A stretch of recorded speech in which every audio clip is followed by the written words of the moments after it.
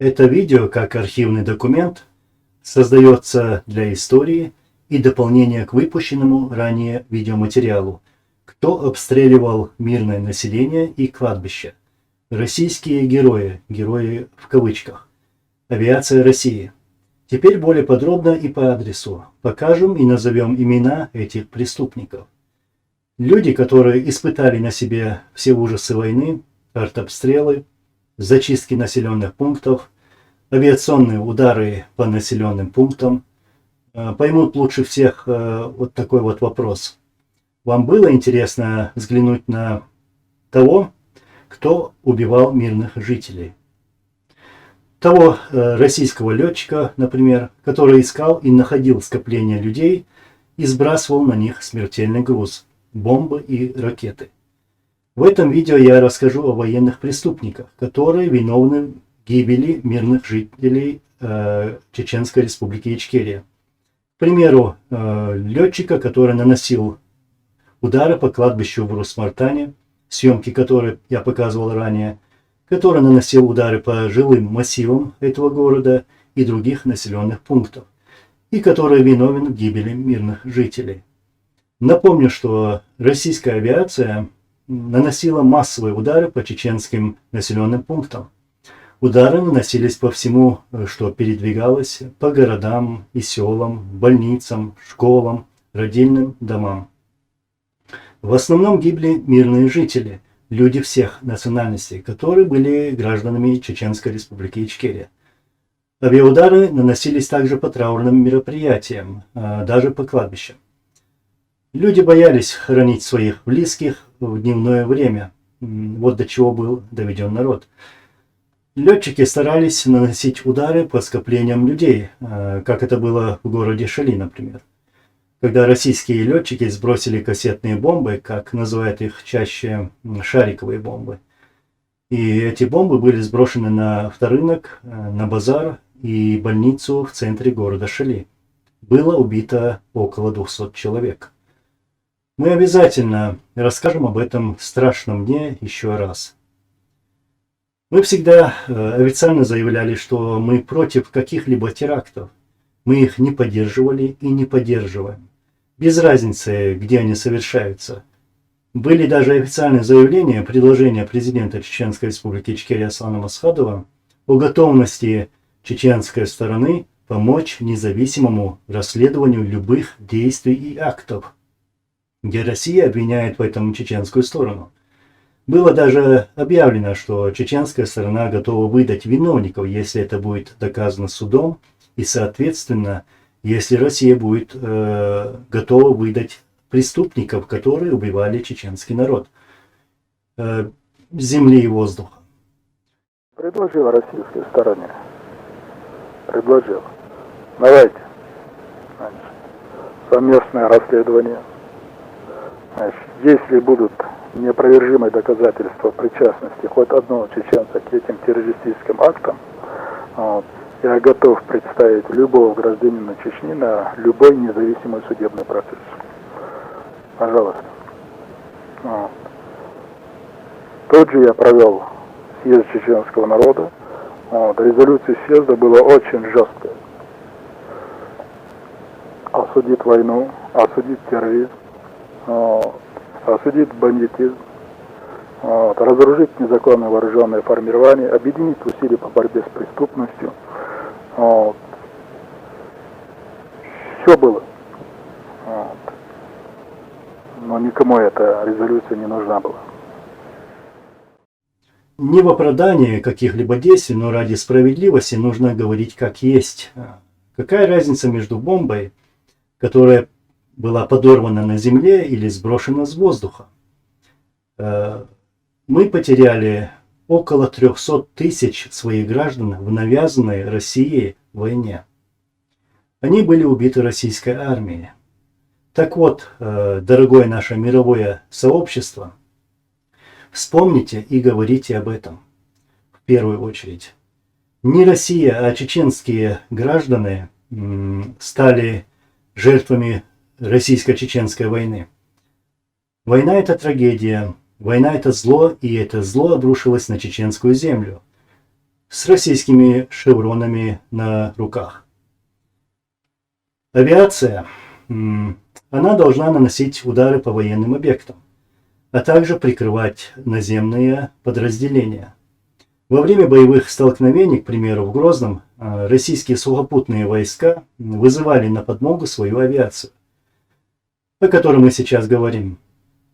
Эти летчики наносили удары как будто наугад.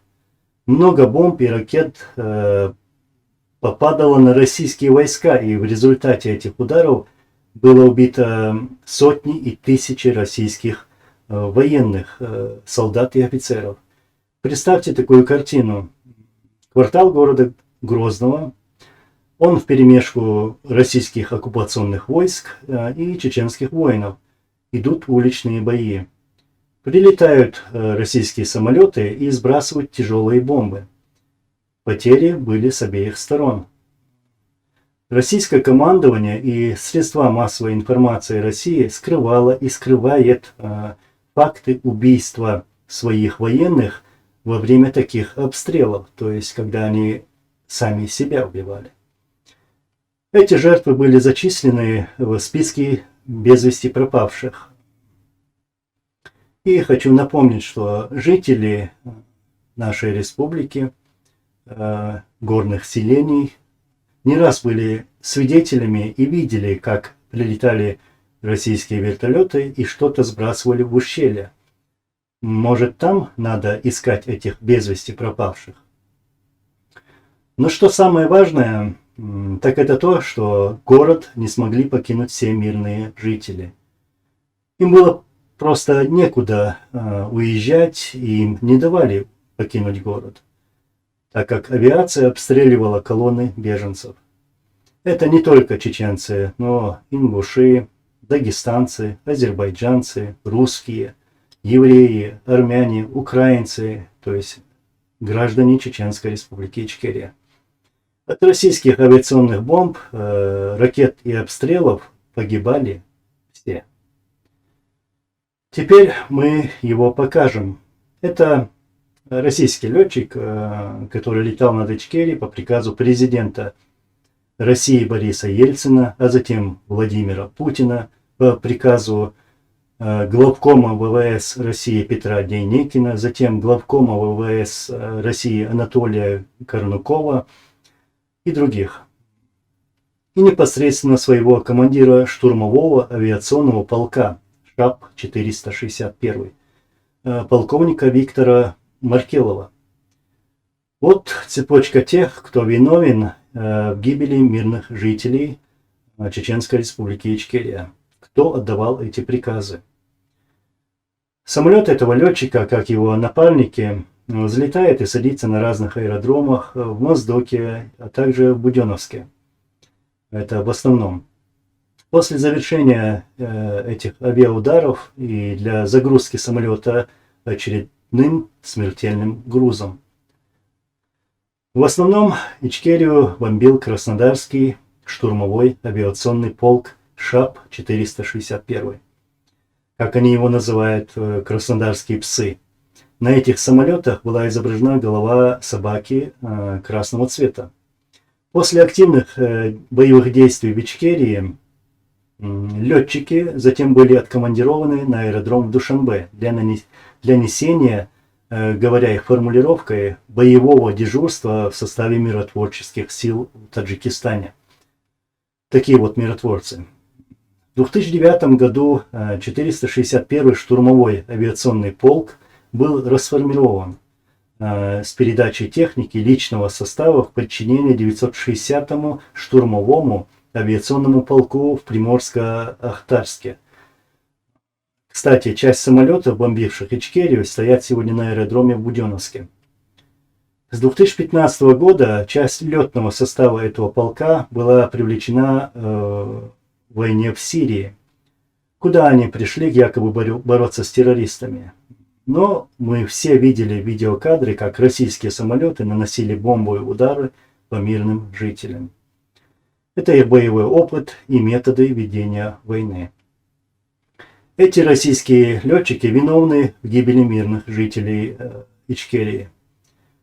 Коротко о таких летчиках. Как в этом случае заканчивает Качинское высшее военное авиационное училище, училище летчиков. Учится летать на Ил-29, МиГ-21, Ил-39 и затем на Су-25. Потом, отличившись в бомбардировках населенных пунктов, где страдают мирные жители, преподают, к примеру, где-то в летных училищах, учат курсантов, как наносить бомбовые удары, якобы по военным целям. А какие были цели, в основном мы уже говорили. Я сам военный летчик, очень много наснимал из кабины самолета. Кстати, был единственный в России летчик, который летал с камерой. Михаил Куслин. Михаил Куслин. Куслин – это кличка моей собачки.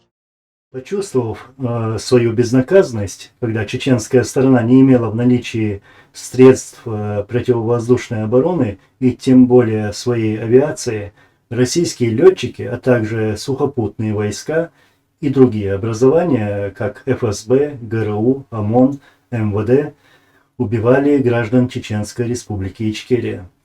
В России они стали героями, и они гордятся этим, что принимали активное участие в убийстве чеченского народа. Мы со своей стороны учли и увидели, что российские войска боялись сделать шаг на чеченской земле без применения авиации, дальнобойной артиллерии и ракетных войск.